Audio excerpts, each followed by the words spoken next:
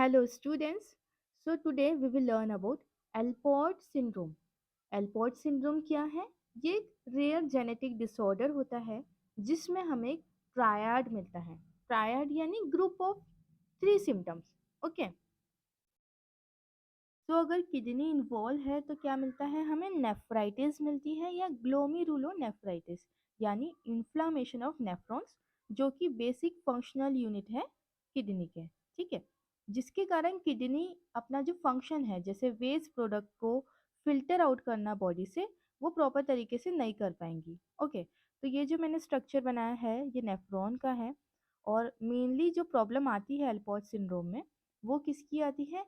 Glomerular basement membrane की आती है, जीबीएम की, जिसके बारे में हम डिटेल में पढ़ेंगे. ओके. सो सबसे पहले हमने देखा कि किडनी इन्वॉल्व है. नंबर सेकंड है सेंसो न्यूरल डेफनेस. ठीक है. ईयर भी इन्वॉल्व है, कान इन्वॉल्व हो गया है और सेंसो न्यूरल डेफनेस मिल रही है, जो कि इनर ईयर का अगर डैमेज होता है और कोई नर्व डैमेज होती है ईयर की, उसके कारण होता है, जिसके बारे में हम डिटेल में पढ़ेंगे. थर्ड, इसमें आई इन्वॉल्व होती है तो ऑक्यूलर इन्वॉल्वमेंट. तो ये हमें ग्रुप ऑफ 3 सिम्टम्स मिलता है. बात करें मेल और फीमेल में किसे ज़्यादा होता है, तो मेल्स को अल्पोर्ट सिंड्रोम ज़्यादा होता है और इनमें सीवियर सिम्टम्स आते हैं, और फीमेल्स में माइल्ड सिम्टम्स आते हैं. इसका रीज़न भी हम डिस्कस करेंगे.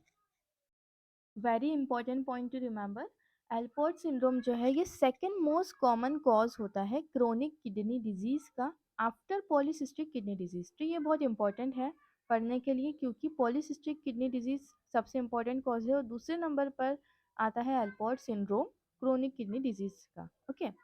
जो अल्पोर्ट सिंड्रोम है वो 3 प्रकार से मैनिफेस्ट कर सकता है. हमने पढ़ी कि ये रेयर जेनेटिक हेरिडिटरी डिजीज़ है.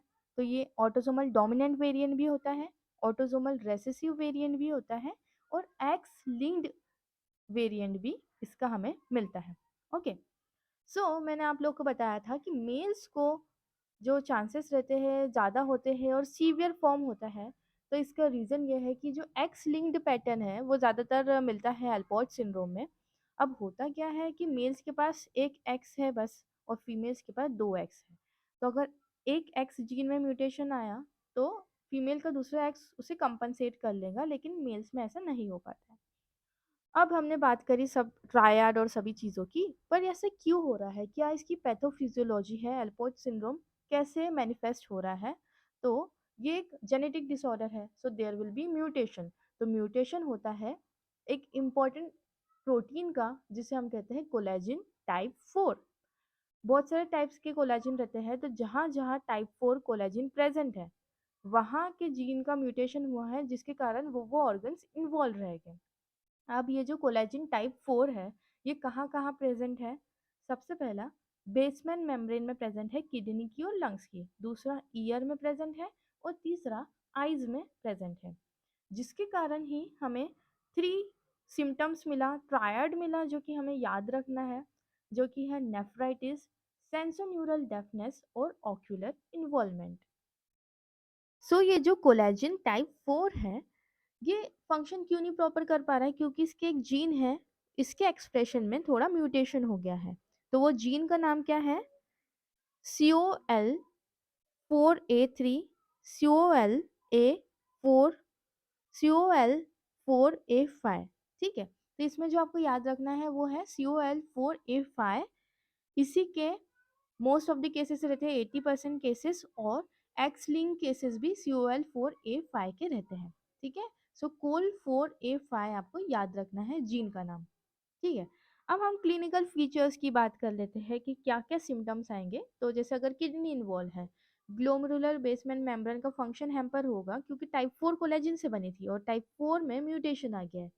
तो अब जीबीएम का फंक्शन क्या रहता है? फिल्टर आउट करना वेस्ट प्रोडक्ट को बाहर की तरफ, तो वो अच्छे से नहीं कर पाएगी. और वो क्या करेंगी? उसमें पोर्स आ जाएंगे तो ब्लड भी लीक हो जाएगा, प्रोटीन भी लीक हो जाएगा यूरिन में, जिसके कारण हमें सिम्टम्स मिलेंगे जैसे कि हिमेचूरिया एंड प्रोटीन्यूरिया. ठीक है. हिमेचूरिया का मतलब ब्लड इन यूरिन और प्रोटीन्यूरिया का मतलब प्रोटीन इन यूरिन, और ये यंग एज से शुरू हो जाता है. दूसरा, हमने पढ़ा था कि इसमें ईयर इन्वॉल्व है, तो ईयर में भी इनर ईयर में डैमेज हुआ है ना. तो इनर ईयर में कॉकलिया आपको पता है ऑर्गन ऑफ कॉर्टी होता है। ऑर्गन ऑफ कॉर्टी का फंक्शन ये रहता है कि ये साउंड वेव्स को ट्रांसफर करता है नर्व इम्पल्स में, ताकि ब्रेन प्रोसेस कर पाए। तो इसमें कुछ ना कुछ पार्ट टाइप 4 कोलेजन का भी रहता है ये ऑर्गन ऑफ कॉर्टी के फंक्शनिंग में। तो अब ये भी इसका फंक्शन हैम्पर हो गया है, जिसके कारण हमें क्या होगा, सेंसोन्यूरल डेफनेस मिलेगी, है ना। सेंसोन्यूरल डेफनेस मिलेगी। एक दूसरी डेफनेस होती है जिसे हम कंडक्टिव डेफनेस बोलते हैं, जिसमें ट्रांसफर में प्रॉब्लम आती है। जैसे ईयर में वैक्स हो गया तो प्रॉपर तरीके से आवाज नहीं आएगी। अब सेंसोन्यूरल में नर्व इन्वॉल्व है ना, नर्व का फंक्शन हैम्पर हुआ है, जो कि इनर ईयर डैमेज शो करता है। सबसे पहले पेशेंट हाई टोन के लिए डेफ रहेगा, फिर वो लोअर फ्रीक्वेंसी के लिए भी उसे सुनाई नहीं देगा। तो ये ग्रेजुअल प्रोसेस है, और बर्थ से ये ऑनसेट इसका शुरू हो जाता है ना। नाउ थर्ड, इसमें आई इन्वॉल्व हो रही है, ऑक्यूलर इन्वॉल्वमेंट में मिलता है, हमने पढ़ा। तो टाइप 4 कोलेजन क्या करता है, वो शेप ऑफ लेंस मेंटेन करता है और normal colour of retina maintain करता है। ठीक है, maintains the shape of lens and normal colour of retina. अब क्या हो रहा है कि टाइप 4 कोलेजन में डिफेक्ट आ गया है, तो ये काम अच्छे से नहीं होगा, जिसके कारण मिलेगा एंटीरियर लेंटिकोनस, जिसका मतलब है कि लेंस का जो एंटीरियर पोर्शन है वो बाहर की तरफ बल्ज आउट करता है। तो ये एल्पोर्ट सिंड्रोम में हमें मिलता है एंटीरियर लेंटिकोनस। ठीक है, यानी लेंस का बाहर की तरफ बल्ज आउट होना। ओके।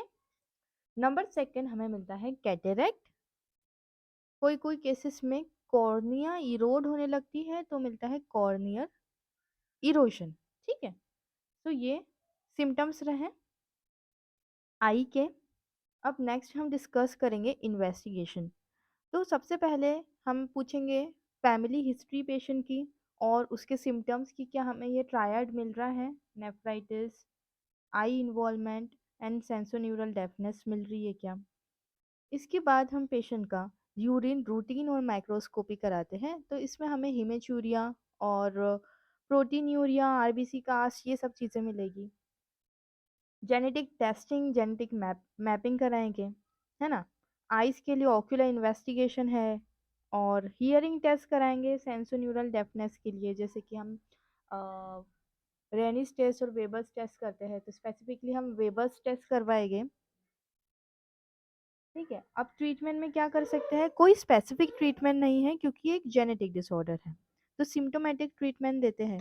अगर पेशेंट क्रोनिक रीनल फेलियर की तरफ जा रहा है, तो हम एस इनहिबिटर्स देते हैं, ताकि प्रोग्रेशन जो है वो थोड़ा सा कम हो जाए। दूसरा, हियरिंग एड दे सकते हैं पेशेंट को। आई में जैसे एंटीरियर लेंटिकोनस या कॉर्नियल इरोजन वाले केसेस है, तो सर्जिकल रिपेयर करवाते हैं, है ना, इन सारे केसेस में। लेंस ट्रांसप्लांट, किडनी ट्रांसप्लांट और डायलिसिस करना पड़ता है अगर एंड स्टेज किडनी डिजीज है तो। So this is all about treatment.